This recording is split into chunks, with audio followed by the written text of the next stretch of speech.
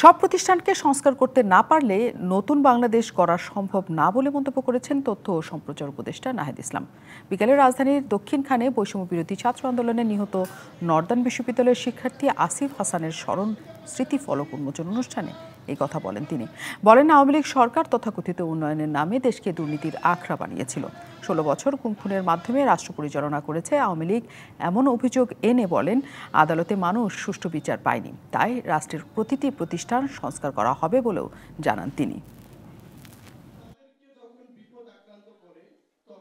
আমাদের কিন্তু ব্যক্তির বদল হয়েছে। আগের সরকারের জায়গায় নতুন কিছু মানুষ এসেছে, সেই মানুষগুলো হয়তো একটু আস্থাবান, জনগণ আস্থা রাখছে, তাদের উদ্দেশ্য হয়তো সৎ, কিন্তু আমরা যদি ব্যবস্থার পরিবর্তন না করতে পারি তাহলে কিন্তু এই ব্যক্তিগুলো কোনো কাজে দিবে না।